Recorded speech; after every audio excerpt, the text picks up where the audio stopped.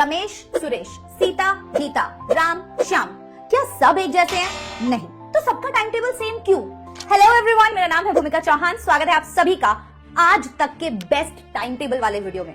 आपको सभी लोगों ने अलग अलग तरीके की सलाह जरूर दी है कि टाइम टेबल कैसे बनाओ, क्या करना है, क्या नहीं करना, लेकिन इस वीडियो के अंदर मैं आपको बताऊंगी कि टाइम टेबल आप लोगों की लाइफ में क्या रोल अदा करता है। अगर आपके पास गाड़ी है, बंगला है, बैंक बैलेंस है, तो आपके पास किस चीज की कमी है? बेटा, प्रॉपर टाइम टेबल की कमी है, क्योंकि प्रॉपर टाइम टेबल ना होना आपका बैकलॉग बढ़ा सकता है, आपका परसेंटेज खराब कर सकता है, डीमोटिवेट कर सकता है और साथ ही साथ घर वालों के ढेर सारे ताने और एग्जाम स्ट्रेस दे सकता है। तो हम स्ट्रेस से बिल्कुल दूर रहने वाले हैं। स्टेप 1, कोई भी टाइम टेबल फॉलो करने के लिए इंपॉर्टेंट है डिसिप्लिन।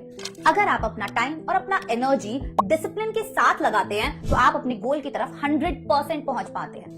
क्या होगा अगर आप एक टाइम टेबल फॉलो नहीं करेंगे? तो आपका बैकलॉग बढ़ेगा, एग्जाम स्ट्रेस बढ़ेगा, परसेंटेज खराब होगा, डीमोटिवेट होंगे और घर परिवार टीचर्स के हजारों ताने आपको सुनने पड़ेंगे। तो बेटर है कि आप अगर कोई टाइम टेबल बना रहे हैं तो वो ऐसा बनाएं जिसे आप फॉलो कर पाए।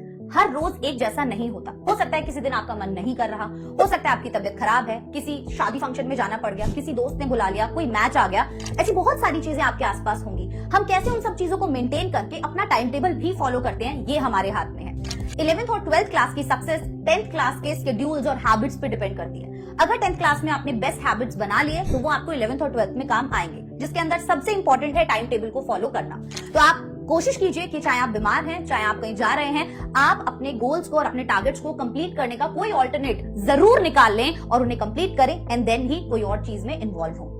स्टेप नंबर 2, स्कूल के 6 to 8 आवर्स बर्बाद करने के लिए नहीं है। ये आपके टाइम टेबल का हिस्सा होने चाहिए। जो भी टॉपिक आपको स्कूल में पढ़ाया जा रहा है उसको आप ध्यान से फोकस के साथ पढ़िए और स्कूल में उसके परफेक्ट नोट्स बना लीजिए, ताकि घर आकर आप अगर 10 to 15 मिनट्स उसे देते हैं तो वो टॉपिक आपका रिवाइज हो जाता है।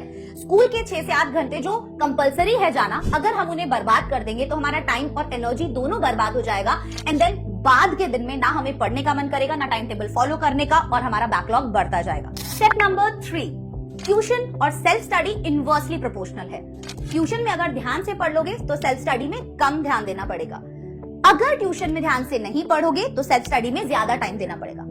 आखिरकार ट्यूशन के अंदर जो भी टॉपिक चल रहा है वो मुझे पता है कि बच्चे ज्यादा ध्यान से पढ़ते हैं, लेकिन वो ऐसे ना पढ़ें कि घर आके वापस से पूरा का पूरा चैप्टर रिवाइज करना पड़े। ट्यूशन के अंदर जो भी टॉपिक चल रहा है उसको आप अच्छे से ध्यान से पढ़ें, नोट्स बनाएं और घर आकर वो ही टॉपिक पढ़ें, ताकि आप जो ट्यूशन में पढ़ रहे थे और जो आप घर पर पढ़ते हो वो टॉपिक आपका परफेक्ट हो जाए। आपका टाइम टेबल आपके स्कूल और कोचिंग में पढ़ाए गए टॉपिक्स के अकॉर्डिंग होना चाहिए, ना कि स्कूल में अलग, कोचिंग में अलग और सेल्फ स्टडी में अलग टॉपिक। इससे आप कुछ भी अचीव नहीं कर पाएंगे, ना ही कुछ कवर कर पाएंगे और डीमोटिवेट होंगे एट द एंड, क्योंकि आप टाइम टेबल फॉलो नहीं कर पा रहे थे।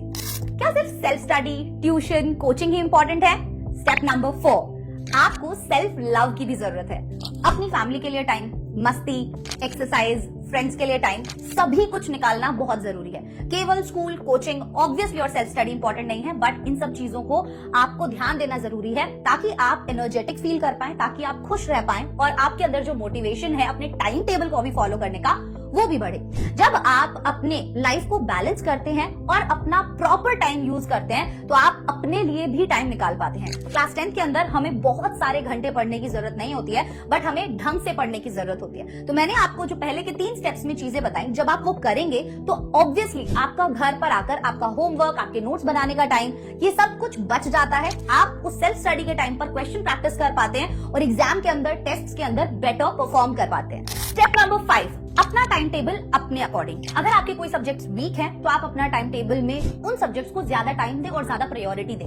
अगर कोई सब्जेक्ट स्ट्रांग है तो आप कोशिश करें कि उन्हें कम टाइम दें, लेकिन पूरे तरीके से इग्नोर ना करें। जब हम किसी भी एक स्ट्रांग सब्जेक्ट को पूरे तरीके से इग्नोर कर देंगे तो कुछ समय बाद वो हमारे लिए बैकलॉग और ऑब्वियसली हो सकता है ज्यादा मुश्किल हो जाए। तो कोशिश कीजिएगा कि जब भी आप अपने लिए टाइम निकाल रहे हैं और अपने सेल्फ स्टडी के लिए टाइम निकाल रहे हैं और वीक और स्ट्रांग सब्जेक्ट्स को ध्यान में रख रहे हैं, तो उन सभी चीजों के दौरान ये याद रखिएगा कि आपके लिए हर एक सब्जेक्ट इंपॉर्टेंट है और हर एक सब्जेक्ट के मार्क्स आपके एग्जाम में जुड़ने वाले हैं। तो आप अपने टाइम टेबल में अपना वीक सब्जेक्ट और अपना स्ट्रांग सब्जेक्ट ध्यान में रखते हुए किन एरियाज में मुझे दिक्कत होती है, मुझे टाइम ज्यादा लगता है, तो आज मैं ये उठाऊंगा। कोशिश कीजिएगा कि आप एक इजी और एक हार्ड सब्जेक्ट अपने टाइम टेबल के अंदर रखें एक दिन में पूरा करने के लिए, ताकि दोनों चीजें बैलेंस हो पाए और आप अपना पूरा का पूरा सिलेबस एफिशिएंटली और टाइम से पहले कवर कर पाए। एंड द फाइनल वन, आप कभी भी एक ट्रेडिशनल टाइम टेबल फॉलो ना करें। अगर आपको लग रहा है कि आपके दोस्त के लिए ये टाइम टेबल काम किया तो मेरे लिए भी करेगा, आपके दोस्त के लिए ये नोट्स काम किए तो मेरे लिए भी करेंगे, ऐसा बिल्कुल नहीं है। आप सभी बच्चे इस बात को समझ लीजिए कि कोई चीज अगर आपके लिए बेस्ट है तो वो केवल आपके लिए बेस्ट है, ना ही आपके दोस्त के लिए, ना ही किसी और के लिए।